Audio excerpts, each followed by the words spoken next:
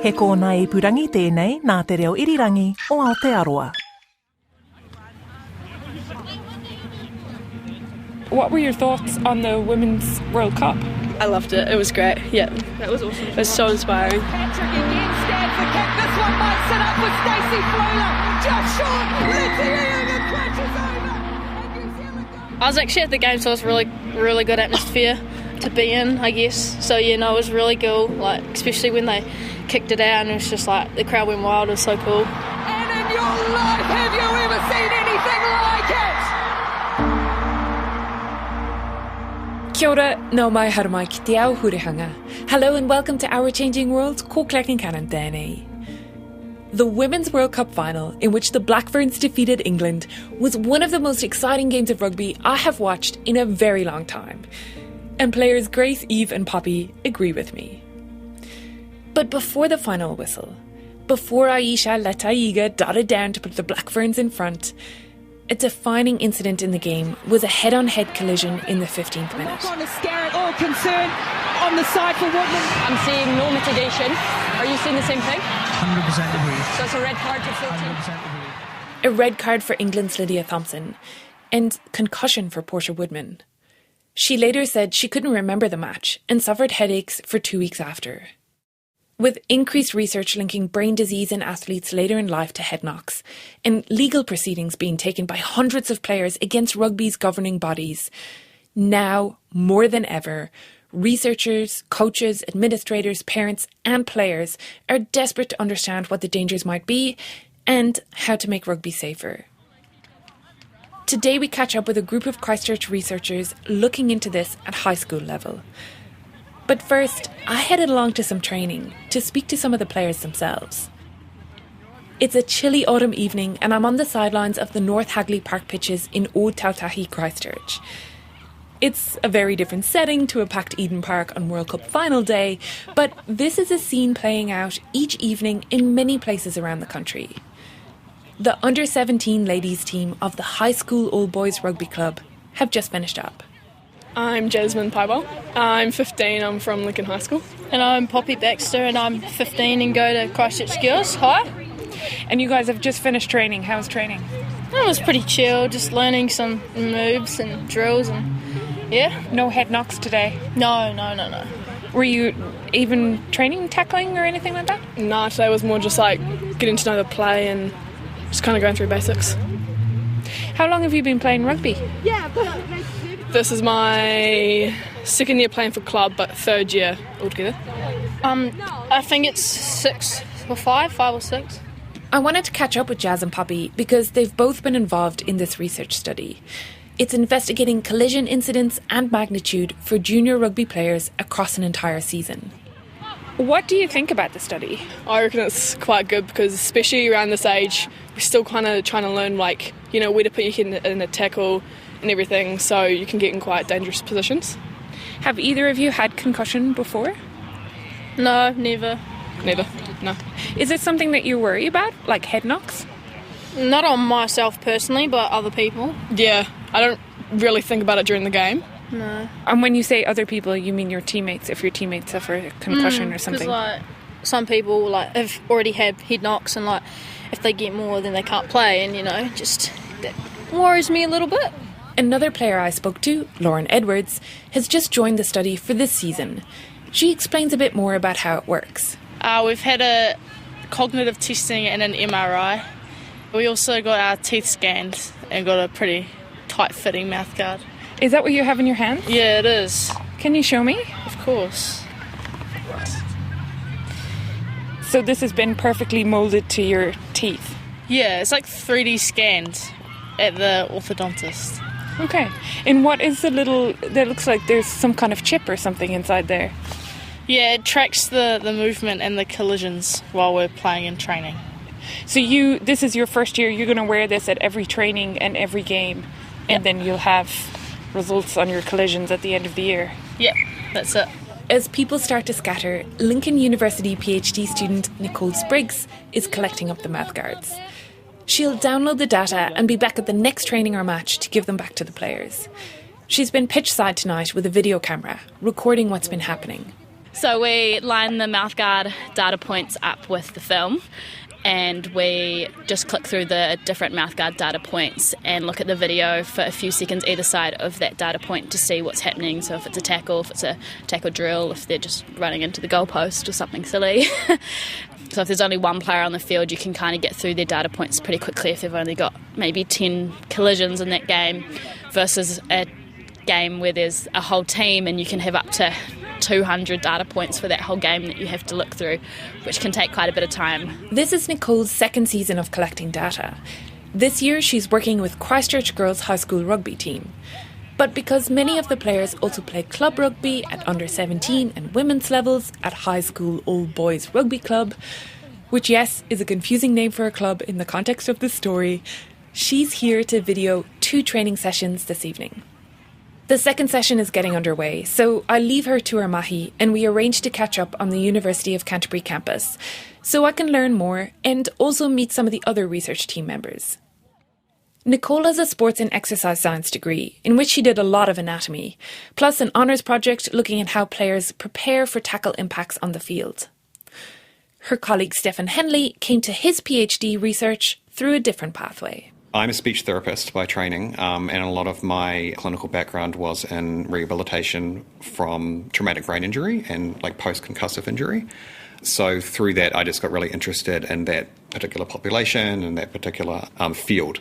So when I was casting around for a potential PhD topic, the project here that Nick is running at UC was really a perfect fit. Nick Draper is a professor of sports and exercise science at the University of Canterbury, leading this large multidisciplinary project.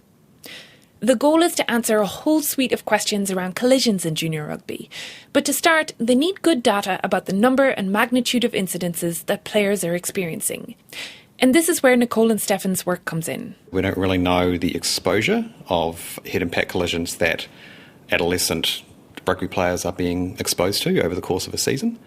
And I think it could be framed as an important starting point or a baseline for understanding that exposure. Hopefully will lead to some good decisions being made in the future in terms of being able to inform parents and coaches about what that level of exposure is. So while Nicole is working with girls' junior rugby teams, Stefan is working with boys' under 16 teams in the same way, using the mouthguards and attending each game and training to video the sessions. The mouthguards have accelerometers in them, which measure the impacts for us. And then we're able to download that data and we get a whole list of impacts for each session, how big they are and how many there were. And after that, our job is to verify that those impacts are real. So we do that by looking at video footage that we've also shot. Obviously, there's a lot of head movement happening in any game. But the mouthguards are set to record events only where the player's head moves above a certain acceleration. The mouthguards only pick up hits that are above an 8G threshold, so Gs probably don't mean a lot to you, but if you think about if you're jumping on a trampoline really hard and your head moving like that, that's about 8 Gs. So anything above that sort of speed, the mouthguard picks up. So we're looking at all of those little and big hits and impacts to the head, how they also affect that structure. And then obviously concussions occur in rugby as well and they affect the brain. So we hope they don't get concussed, but it's a great opportunity for us to learn as well. So this study is looking for all incidences of head knocks or jerks, not just concussion. While concussions are often what's talked about in the media, and hey, mea culpa, using the Portia Woodman example, there's growing evidence that repeated subconcussive knocks, including whiplash-style events where the brain moves within the skull, are also an issue. When you get hit and your brain shakes within your head, it stretches, which stretches all of the pathways within the brain.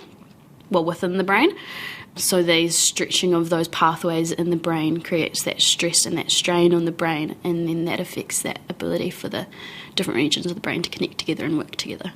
To try hone in on any brain changes across a season of rugby, Stefan and Nicole also have the MRI and neurocognitive tests that player Lauren mentioned. At the beginning of the season, before the players have preferably had any collision, training. They come in and get an MRI scan with us, which is about 40 minutes. We look at the functional and the structural part of the brain. And then they also come in and do this neurocognitive test with us, which is called the NIH Toolbox, which looks at lots of different components of the brain and how the brain functions. And then we're going to do that again at the end of the season with them to see if their brain structure or functions changed across the season. And then you can look at those head impacts that we pick up from the field to say, oh, this player's had this many impacts and they were this big and they've had more change in their brain or less change in their brain or anything like that. And then if an athlete gets concussed as well, they come back in for a third session with us to do the MRI scan and the neurocognitive testing again to see acutely following that concussion what's happening to the brain. So the MRI will be analysed for brain anatomy differences in individuals pre and post the season. A lot of the MRI research has come out of American football and all of these athletes getting CTE and only being able to find that when they've died and cutting open their brains and seeing that their brains aren't quite what they should be. CTE stands for chronic traumatic encephalopathy, a progressive degenerative brain disease linked to repeated blows to the head. It can start with memory loss, mood swings and difficulty in concentrating, developing into progressive dementia. It can also result in aggression and lack of impulse control. Researchers and clinicians are desperate to figure out a way to diagnose CTE in patients before death. So they've been looking at brain images between athletes and control groups to see if they could spot differences. That's why MRI sort of came in to see what's actually happening in the brain in real life. So that sort of informed that possibly in these MRI scans and other sports that have done research with these MRI scans is that we might be able to see possible shrinking in the size of the brain, but also in the connections between different regions of the brain and in the functional side of it, possibly that regions that used to connect together might not be connecting as well together anymore. And yeah, there's lots of different ideas kind of floating around in the MRI space. And the neurocognitive and linguistic test they are using will give them an indication of brain function. It looks at different areas of how we think and how we use our brains. The language elements to it, there is some reading and some vocabulary, but it's designed to be such that it only takes a snapshot of someone's language ability at that time. It's not meant to be a reading test. But from the cognitive standpoint, it looks at things like your reaction time, your attention, your sort of short-term working memory, your processing speed, like how quickly you're able to do things and how accurately. From that, it gives us what's called an age-corrected standard score. So it'll give us a score that is corrected for someone's age. And another important thing to note is that those scores we're only using as a comparison within what's called within subject, which means we're only comparing the player's score pre-season against post-season. We're not comparing it against anyone else. Stefan and Nicole have done one full season of tracking players, and they're at the start of their second. In the first cohort, Stefan followed 20 boys, and Nicole tracked 16 girls. They haven't got to the MRI or neurocognitive analysis yet, but they have analysed the mouthguard data and confirmed events by video, which means they have some of that baseline data about the number of events in training and games and the size of the hits. And because the study is done in the exact same way, they can look at comparisons between boys and girls. In terms of the size of the impacts, it was actually remarkably consistent between the boys and the girls, and also quite consistent across matches and trainings. So it was roughly around about 20 Gs was the average impact magnitude, but there were some differences in terms of the incidence. So that's like the number of impacts. So there were more impacts on average experienced in games versus training. And the boys did tend to experience, on average, more impacts than the girls over the course of the season. Why make this boy versus girl comparison? Well, one of the things that's come out of their data is that boys, in general, start rugby earlier, and so have been training for many years already. While for the girls, it's a bit more variable. Some, like Poppy, have been playing for years. Others have started only recently. Which might help address practical questions around whether it's better to avoid tackle training and contact rugby in younger players to protect their brains, or if you should start training early so that you have good technique baked in from a young age. As Stefan said, they recorded more impacts in games than in training. The average incidence they found per game was 109 impacts for boys and 75 impacts for girls. To be clear, this is for the whole team, not individuals. For individuals, if you wanted to get an average, it's around 6 head impacts per match. And while the average magnitude was around 20 Gs, there was a range from their lower cutoff limit of 8 Gs up to the highest recorded hits of 131 Gs for boys and 96 Gs for girls. In the literature, they kind of float around this idea a little bit that anything over 100 Gs is quite significant. So there's a lot of research showing, not saying that this would be causing a concussion, but there's a lot of research saying that anything above 100 Gs, you're quite likely to get concussed. There is a lot else around that. There's people like the ones in our study, we had quite a lot of impacts above 100 Gs, and we only saw 2 concussions last year. So there's a lot else at play. But that's kind of an idea that has been floated around a little bit, that anything above 100 Gs is quite significant and quite a big hit. And in terms of Gs, like you're talking about G-force, like acceleration, but what does that mean, for if I was running into, is that like me running into a wall at top speed, or, So it's all quite situation specific, and it's actually quite hard to find real life comparisons to what these are. So a couple that we've sort of found is, like, as I mentioned earlier, about 8 Gs as if you're jumping on a trampoline, and how your head sort of wobbles about while you're jumping on a trampoline. So that's the lowest impacts that we pick up with our mouthguards. 100 Gs is about if you jumped from around a metre high and landed stiff-legged, and that big impact that you kind of get as you jolt to the ground. And then sitting around like 40, 50 Gs as if you got punched to the face. So that's a pretty strong one. Yeah, when I said that to some of the girls, that 50 Gs was getting punched in the face, they were also shocked, because they're like, oh, it doesn't feel that hard on the field. And it's like, well, when you've got adrenaline and you're excited to play and everything, it just doesn't seem as strong as it actually is. Yeah. And there was a major study published recently, a review into football or soccer, that found that the average magnitude of heading the ball was 20 Gs, to give you another sort of point of comparison. So far, there's not been much research into head impacts in junior rugby, just a few studies here and there. And as for girls... Females, there's pretty much no research at all on them, so anything on them is super important, and females aren't males, so all the research at the moment is on males, and then they try to put it into females, but we move in different ways. We have different centres of gravity, our brains work in different ways, so you can't really just say, oh, this works for males, so we're going to put it into females when we work in completely different ways. But Aotearoa New Zealand is doing its bit to help fill the junior rugby research gap. There was one study a few years back that used patches instead of mouthguards to monitor hits. Along with this current work in Canterbury, there's another study underway with Mātai Medical Research Institute collaborating with Gisborne Boys High School rugby teams. And a big study into incidences was commissioned by World Rugby in 2021. It's being run by the University of Otago, led by Associate Professor Melanie Bussey. They followed nearly 700 community athletes from the ages of 12 up to 24, both men and women, using the mouthguard and video combo. Over 116 games, 200 training sessions, 500 hours of video, and 40,000 head acceleration events. They're currently preparing and submitting scientific manuscripts, so I guess watch this space to see their results come out, and to see how World Rugby responds.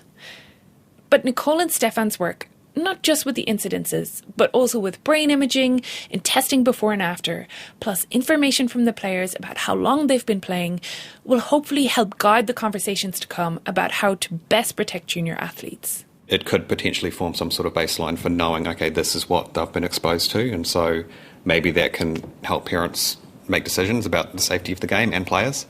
If we end up seeing sort of no change or very minimal change, that's still something that can be reported, because we can say, over a season of rugby, we didn't really see any change, and that's still valid as a finding as well.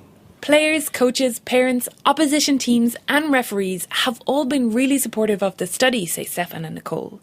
They needed permission from all to do their research. But of course, they interact mostly with the players, who they see between 4 to 6 times per week mid-season. Because remember, they're at every training and every game. Do you get involved? I mean, are you cheering for the team? It's really hard not to, actually. Yeah, I mean, obviously we're trying to be neutral researchers, but yeah, you do get invested. Yeah, there was a particular game last year where they won with a last-minute penalty, and that was tremendously exciting. But yeah, you do get involved with it, and I think that's one of the cool things about being involved in this project is that we're not, sorry Daniel, but we're not stuck in a lab in a windowless room, but we are out in the world and meeting people and interacting, and I think it's pretty cool to have that as part of your PhD research. Yeah, I totally agree, and it definitely opened my eyes a little bit to female rugby and community rugby because the girls that I was with last season, they didn't have any female manager or coach for the team, they just had males. So they really appreciated me being there just as a female in the space. And are you also, as well as cheering for them for the last minute penalty, are you also doing that like a sharp intake of breath if anybody hits their head or the tackle goes wrong? Yeah, it's a funny one though because there's definitely impacts that I've stood on the sideline and been like, oh, that's a big hit, and then I go back and look at the mouthguard and data and it's actually not that big, and then there's other ones where they don't appear to be that great, and then you look at the mouthguard and it's a huge hit and you're like, oh, she took that well. Some of these hits will get further studied by the colleague Stefan mentioned, Daniel Stitt. Daniel is also doing a PhD at the University of Canterbury, and he's part of the wider project team. The windowless lab he's stuck in is in the engineering building. We're in the aerodynamics lab. It's kind of an everything lab really, but they have 2 massive wind tunnels in here for testing all sorts of things. Yeah, giant blue constructions that go the length of this particularly long room. Yeah, they apparently had to build the building around them because they can't move them. But in the corner of this very large room, we're standing beside something that you helped to construct. Yeah, so that is our drop test rig, which is about 4 metres tall with a crash test dummy head in the middle, which is guided by 2 wires when it drops, and we can control what height it drops from. It is kind of ghoulish looking. A tall metal frame with a perspex front, a rubber landing pad, a rubber-coated head attached to a metal arm, held up by a wire connected to a magnet. The head can be lifted up to a certain height and then dropped. And Daniel then gets a data readout of the forces the head is experiencing. We record the acceleration of the head. So we have accelerometers inside the head that tell us the acceleration in G forces. We've got like 9 different accelerometers in there that we can use to work out the rotational part as well. Accelerometers just do a linear thing, so like forward, back, up and down, whereas with a whole bunch of them you can work out how much the head rotates and how fast it rotates. And that rotational motion is believed to be, or currently believed to be, the primary driver of brain injury, especially in the deeper parts of the brain, like the corpus callosum, a little bit in between the 2 hemispheres that crosses over between them. He's got 2 key questions that he's focused on, starting with whether the current standards used to test rugby headgear are appropriate for the task.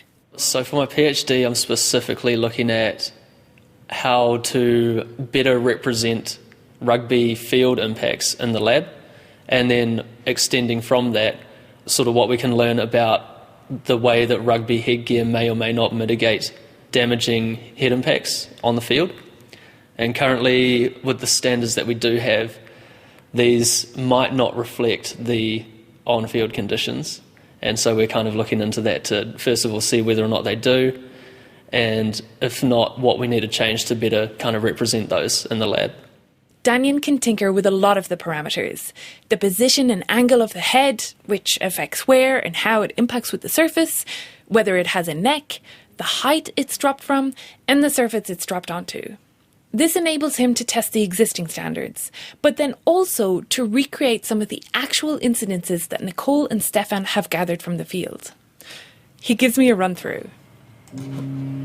So we'll just lift it up to... Yeah, so this is probably like a 40 centimetre drop-ish, 45 centimetre drop. Yeah, I'd say, do you want to push the button? But you kind of got your hands full. So 3, 2, 1. So yeah, that's a pretty standard impact test in the lab. That's kind of terrifying. Yeah, that's what everyone says. Most people get kind of shocked by how loud it is and don't believe that's really what happens to your head. But yeah, according to all the studies, that's pretty much it. Now, Daniel's focus is on headgear, and headgear can only help with incidences in which a person's head smacks against something, not with those whiplash events I mentioned earlier. So he'll be focusing on those times where a player's head impacts something, another player's head or shoulder or the ground. He'll recreate them in the lab and then test with and without headgear, because, along with getting their fancy mouthguards, all the participants are also given the option to wear provided, World Rugby approved headgear during the season.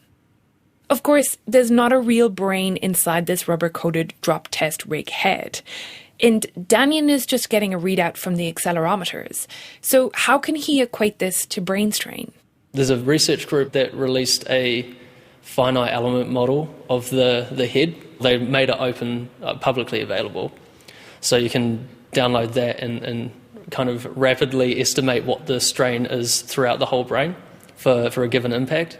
So we've just done that for all of the lab impacts and the field impacts as well, to try and kind of get an estimate or some more, a slightly better clue of what's actually happening within the head. In the future, he hopes to use all this data in a machine learning context to help figure out what the most important things to think about are.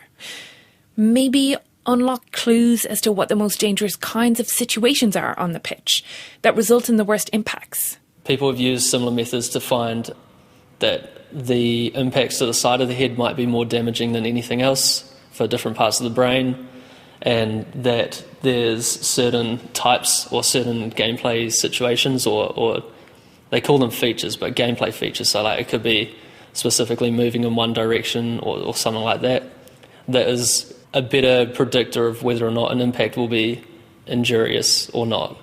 Ultimately, the goal of this project, and others, is working towards making junior rugby as safe as possible for the players. So the last word should probably go to them. Why do you guys play rugby? For the game, but also I love the culture, you know? Everyone's just out there, nothing on the field is kind of taken personally, and it's just a good game. I like rugby because it's hard and it's challenging and it's physical and it's aggressive, and I like it because it's really hard and you have to push yourself and there's always something new to learn. So you think you'll be playing for many years to come? Hopefully. Yeah, if we don't get eaten off, it should be good. Yeah.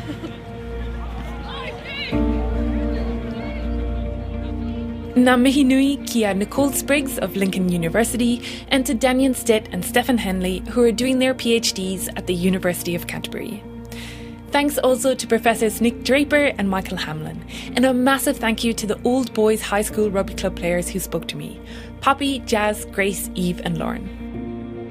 Ko Claire Concannon ho te kaiho tū o tēnei hōtaka. I āwhina mai a Liz Garton, rawa ko Ellen Rikers. I produced this one with help from Liz and Ellen. Sound engineering was by Phil Benj, and Tim Watkin is executive producer of podcasts and series at RNZ. Also, a quick thank you to Associate Professor Melanie Bussey, who updated me on where the study she's leading for World Rugby is at. Melanie has previously spoken on RNZ about this study and to Our Changing World about concussion, and you can find links to both those pieces on our website, rnz.co.nz/ourchangingworld. I'll also include a link to another piece that RNZ did on the Gisborne study. You can also subscribe to our newsletter there and find links to follow the show on different podcast apps, which I recommend that you do. If you want to find us on social media, we're on Twitter and Facebook with the handle @RNZScience. Tēnā koe I whakarongo mai. Thanks so much for listening. Have a great week. Kia pai, tō wiki.